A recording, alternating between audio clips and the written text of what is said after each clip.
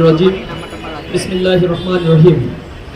ইনকিলাব মঞ্চের উদ্যোগে আয়োজিত আজকের এই ঐতিহাসিক শাহবাগে শহীদে এই সমাবেশের শহীদ পরিবারের সম্মানিত সদস্যবৃন্দ, উপস্থিত আহত পরিবারের লোকেরা, আহত ভাই বোনেরা উপস্থিত রয়েছেন, যাদের আত্মচিৎকারে আজ বাংলাদেশের আকাশ, শাহবাগের এই আকাশ প্রকম্পিত হয়েছে। আমরা এই সমাবেশ থেকে বলতে চাই, অনতি বিলম্বে আওয়ামী ফ্যাসিবাদকে তাদের বিচার নিশ্চিত করার মধ্য দিয়ে বাংলাদেশের এই বেনিয়াদের রাজনীতি নিষিদ্ধ করতে হবে।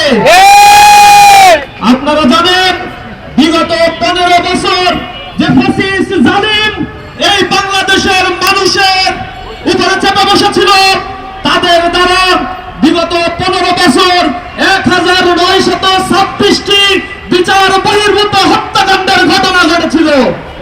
এই একটা হত্যাকাণ্ডের বিচার আমরা এখন পর্যন্ত পাই নাই। জুলাই গণ বিপ্লবে এই এক মাসে 2000-এর কাছাকাছি ছাত্র জনতাকে নির্বিচারে গুলি বর্ষণ করে তারা নিহত করেছে, শহীদ করেছে। আওয়ামী লীগ ফ্যাসিবাদ বাংলাদেশের রাজনীতির কোন উপযোগী কোন দল নয়। আপনারা জানেন, 1971 সালে বাংলাদেশে যে মুক্তিযুদ্ধ সংগঠিত হয়েছিল, এই মুক্তিযুদ্ধে পাকিস্তানি হানাদার বাহিনীর বিরুদ্ধে আমাদের যুদ্ধ করতে হয়েছিল। কিন্তু এই বাংলাদেশে শত বছরের ইতিহাস সাক্ষী সাজাতির বিরুদ্ধে এমন নারকীয় হত্যাকাণ্ডের দ্বিতীয় ঘটনা এই ভূখণ্ডে আর ঘটে নাই। আওয়ামী লীগ এই ফ্যাসিবাদ বাংলাদেশে কোন রাজনৈতিক দল নয়, এটি সশস্ত্র সন্ত্রাসী সংগঠন।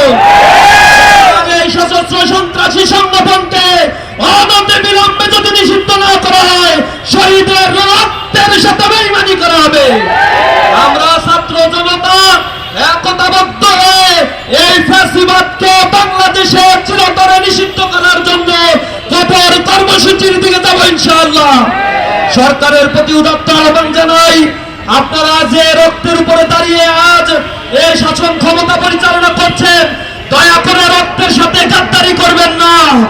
এই রক্তগুলোর দাগ এখনো শুকায় নাই, মায়েদের আত্মনাদ আমরা এখনো দেখতে পাচ্ছি। সুতরাং এই বাংলাদেশে অতি দ্রুত এই ফ্যাসিবাদকে নিষিদ্ধ করবেন। আমরা বিভিন্ন জায়গায় তাদের দেখতে পাচ্ছি দাবিন হয়ে যাচ্ছে, তারা কর্মসূচি দিচ্ছে, বিভিন্ন জায়গায় বিপ্লবীদের গায়ে হাত দিচ্ছে, তাদেরকে হত্যা করছে।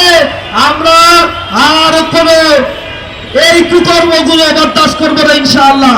সকলকে এই সমাবেশে আসার জন্য ধন্যবাদ জানিয়ে আমার কথা শেষ করছি। আসসালামু আলাইকুম ওয়া রাহমাতুল্লাহ।